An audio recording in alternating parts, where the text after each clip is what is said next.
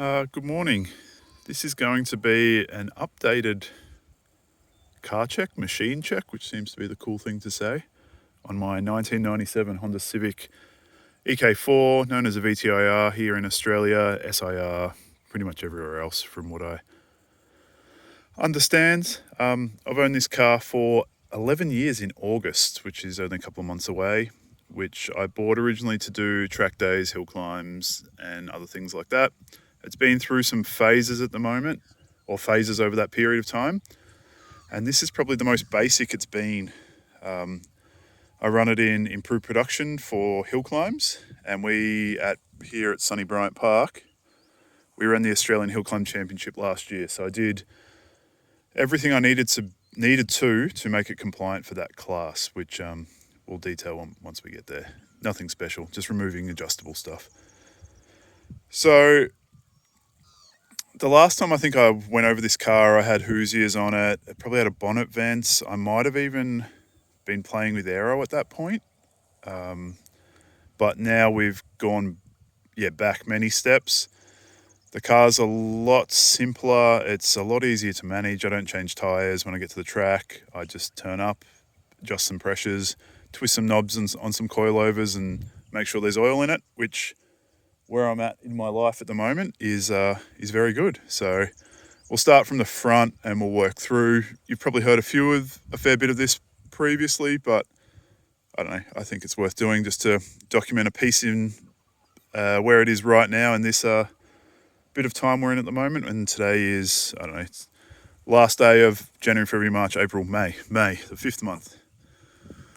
So at the front, I've actually got the stock bumper back on. I did have a EJ8 or a moldless pre-facelift bumper, but I crashed this car at Sandown early last year and wrecked that bumper. So we're back with the stock bumper that it originally came with. I took the molds off because I know it looks a little bit better. And we do have a SIR front lip, genuine Honda one. I don't know, these headlights, I bought these off As a Party EK4 house. Those guys have a lot of them over there off Levi, and they've got a bit of a yellow tinge to them. They are Stanley headlights and Honda headlights, but I don't know, they kind of look cool. This is a stock bonnet, just with some hood latches. I kind of like the look, and I don't have the cable in here anymore. So I'll pop the bonnet and we'll see what a stock B16 looks like. So under here we have the original engine that came with the car. I bought this because it was my first Honda and I wanted a VTEC car that came with the VTEC engine in it from the factory. I'm not a mechanical type of guy, so I wasn't going to deal with swaps. And I would buy a swapped car now. I think the best value for these Hondas these days are EGs with B18 C2s. You can pick them up for low to mid 15, like teens. I think that's pretty good value, really. But yeah, so stock B16A2. We're still running the stock ECU with it. This has got nearly 360,000 Ks on it, and I've owned it for 90 of those. So that's basically being driven to the track and back, beaten around all day, and then driven home. I do have some X4 B16 headers on it. I bought those rather than the PLM and the like, just for a little bit better ground clearance. They have hit the ground a few times before, but I think it's better than the PLM that seemed to sit a little bit lower. Standard whale penis intake, makes good noises, and does its job, so pretty happy with that. Noise, that's all we want. That's all we want from this engine. We've got a Mishimoto oil cooler that's been there for a while with, I think it's a Greddy sandwich plate at the back. This is just an eBay radiator with a spoon cap. In the gearbox, we do have an M Factory, like a helical LSD with shorter 3-4-5 gears in it. When or if I pull the gearbox out again, I'll probably put a clutch type LSD in it. There is a few spots, particularly here, where you do notice a wheel spinning if you're yeah, kind of lifting as you go around some corners. So a better LSD would be useful, but this has served me pretty well for a while. And this gearbox has been through a few people's hands before I got it, and I had it rebuilt in 2016 last. So yeah, it's been in there for a while now.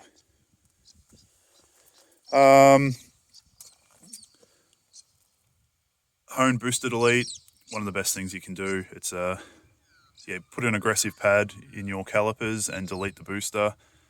And yeah, it's not euphoric, but it's pretty damn good. Like one of the best things that Hone have made, and particularly with the pedal ratio adjustment, which is just a hole drilled somewhere else. It's super good. Brake booster or master cylinder brace, which has been, that might have even been, there's no logo on that, so that might have been before they released it, but that's been in there forever. Do have hard race mounts all around, which they were in the car when I bought it. Did replace the front too, the torque mounts, with just some like aluminium kind of rubber bushed ones, like stiffer ones, because the hard race ones had blown out. So a little bit more shaking from the engine. You feel that through the cabin, but whatever. I don't drive this car for comfort anyway. But yeah, been a very good engine. Very, very happy with it. It's I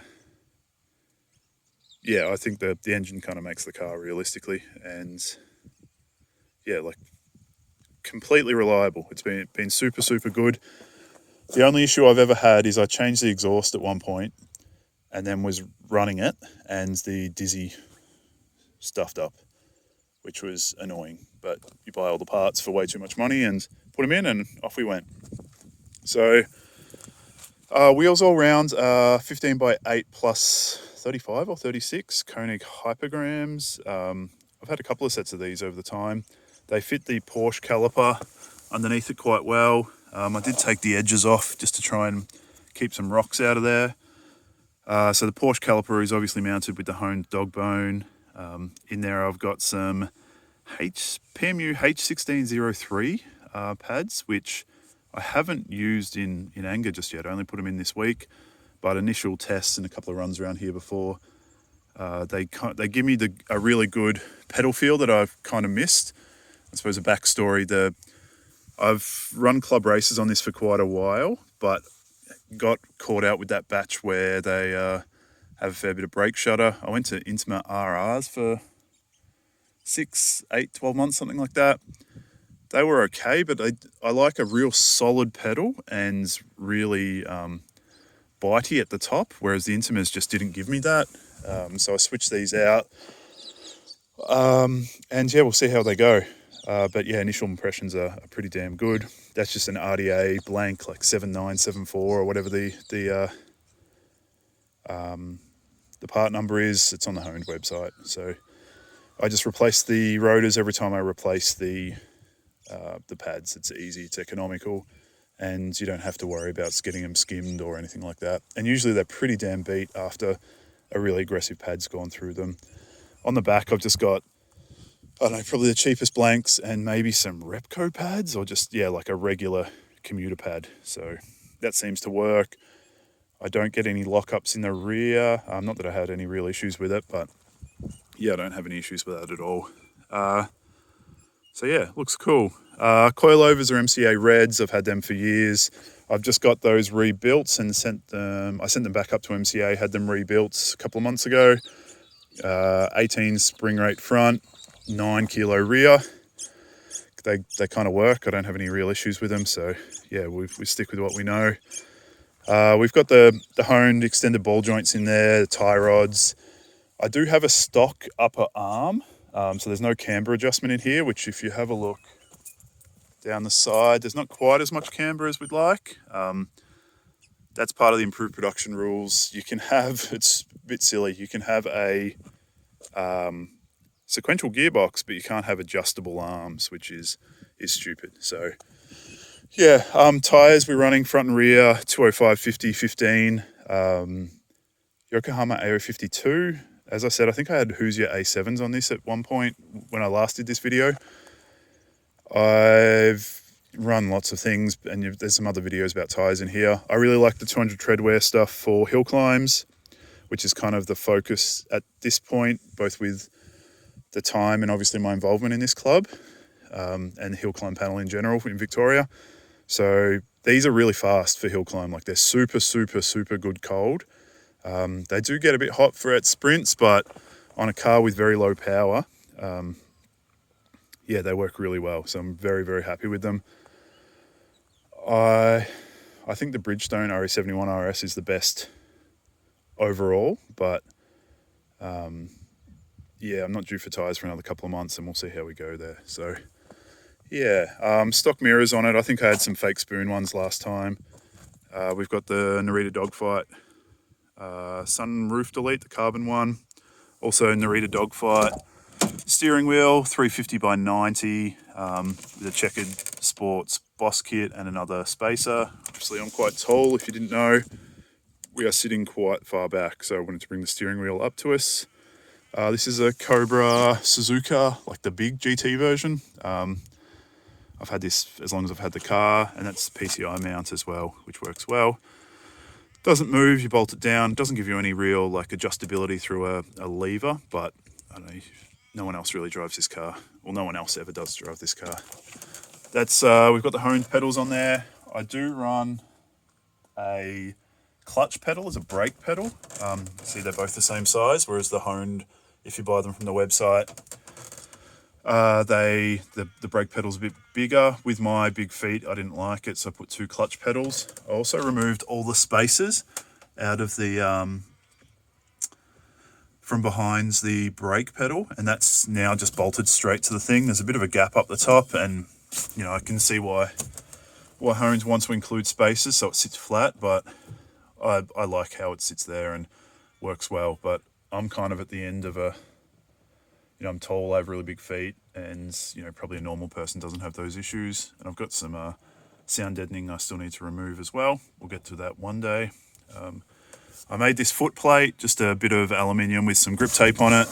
It's not flat, but it's really good. I quite like it. It does wear out the bottom of your shoes. There's some red from some Vans, but I don't know, once again, I don't drive this car very often. It's not like I'm driving it to work in some RMs or anything silly like that. That's a K-tune shifter with a honed white knob, best knob in the game. They're so good. Super, super comfortable, the right shape, big enough as well. Like some of the spoon knobs and everything are really small.